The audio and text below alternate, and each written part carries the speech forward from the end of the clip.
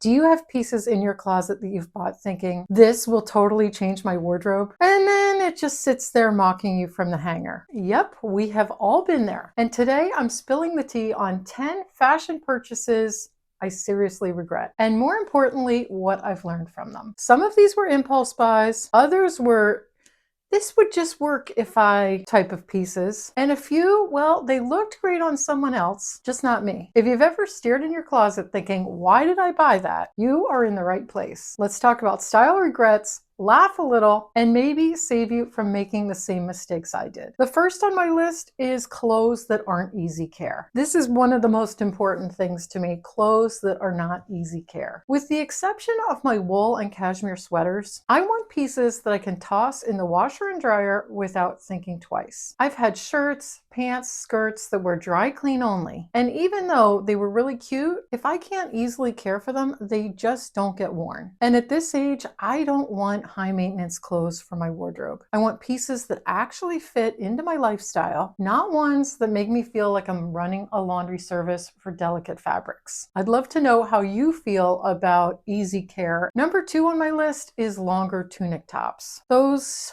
tunic tops, I went through a phase where I bought quite a few of them. And I really thought they would be flattering. You know, they'd cover up my midsection and smooth everything out. But the problem with those long tunics is they do exactly the opposite of what I wanted them to do. Instead of slimming me down, they weighed me down. And they cover up the problem area, that's for sure, but they also hide my shape completely. And the end result is frumpy, and I don't want to be frumpy. I want to look pulled together, and tunics, especially the long flowy ones, just don't do that for me. Have you fallen into the frumpy long tunic trap? Let me know in the comments. The next regret I have is buying stiff blazers. I actually really love the look of a blazer. It feels really classic and polished, and I really thought that I could make them work for my wardrobe. So I bought a few last year. They're structured, had a little shoulder padding, you know, the whole 9 yards. But every time I put one on, I felt, even with jeans, I felt like I was headed to a business meeting. And that's just not my life anymore. I'm not walking into boardrooms. I'm running errands, filming videos, having lunch with friends, and a stiff blazer just doesn't suit my lifestyle. And you know what else? I really don't feel like myself in it. So these days, instead of wearing a stiff blazer, I look for a knitted blazer, or I choose a little bit more relaxed cardigan. And it still adds a little structure to my outfit, but has a more lived-in, comfortable feel that really fits my lifestyle. Number 4 on my list is heels. Now this is a big one. I love the look of heels. There's something about them that instantly looks polished and glamorous, but the way they feel, that is a totally different story. I have a few pairs still sitting in my closet that I haven't worn in ages. And now that I've broken my ankle, heels just aren't a risk I'm willing to take anymore. It's not worth the wobble, the pain, or the recovery time. And thankfully, right now, there are so many cute flat options available. You could go with loafers, ballet flats, even sneakers have a sleek, polished look and can elevate an outfit. So I really don't feel like I'm missing out. Number 5 on my list, expensive handbags that don't coordinate. I really regret buying expensive handbags that don't coordinate with my everyday clothes. There was a time when I thought a bold designer handbag would elevate pretty much every outfit. But if the color or style doesn't work with what I actually wear, it just ends up collecting dust. So these days I've been sticking with my Tory Burch crossbody bags because I bought coordinating sneakers in the same colors as my crossbody bags. And then occasionally if I need something a little larger, I'll grab my Longchamp bag, which is a nylon fold-up bag, lightweight, easy to toss a lot of stuff into. And I have those in colors that also really coordinate with my wardrobe. But I also use Vivrel to rent designer bags now. So if I have an event coming up, like a wedding or special occasion, and I want to really go big with a fancy bag, Vivrel gives me designer bags at a fraction of the price, so I get that luxury feel without the full investment. And you can see this Christian Dior bag here that retails for almost $5,000, I'm able to get for just a fraction of the price. In fact, I will link all of the info on Vivrel down here. This is not sponsored by them.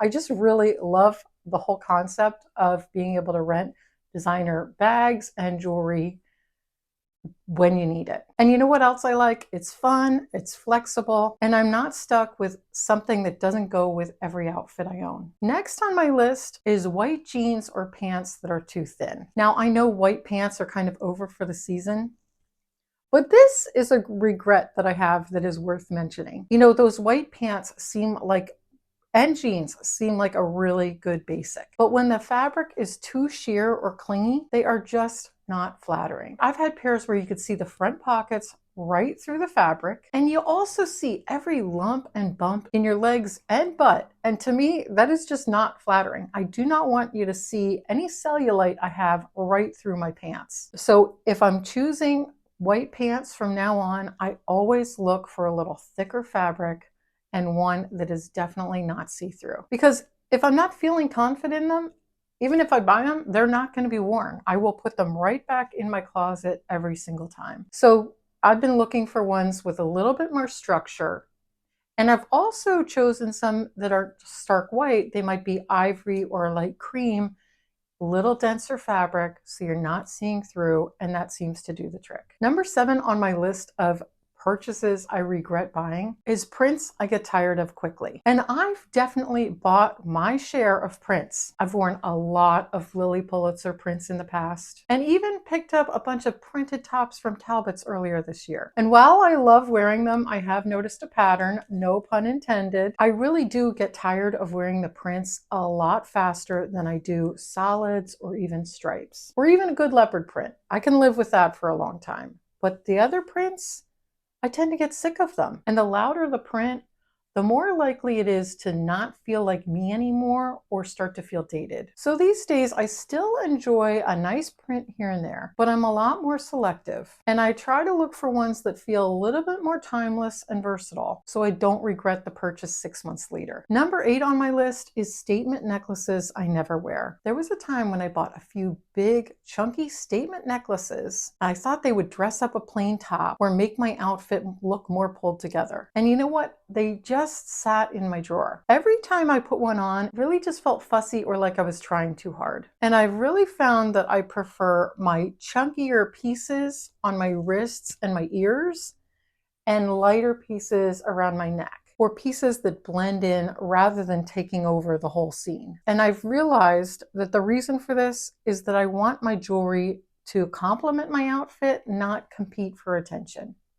If this is a regret you've had, let me know in the comments. Number 9 on my list is itchy sweaters, even if they were really cute. And this one is a little bit more painful because the sweaters were really cute. But if it's itchy, I've found I won't even touch it. It doesn't matter how pretty the color is or how great the fit looks. If the fabric irritates my skin or makes me want to get it off my skin as soon as I put it on, it actually is a no-go. And I've tried layering under them, but I still end up uncomfortable. So now what I do is I always check the tag. If there's anything scratchy on the blend, or even if it feels the least bit scratchy on the hanger, it's staying on the rack. Number 10 on my list of purchases I regret making are gold weight pieces. I used to keep a few things in my closet thinking, I'll wear this once I lose 5 pounds, or this will be perfect next season when it fits better. But you know what? All that did was take up space in my closet and make me feel like I wasn't enough just as I am.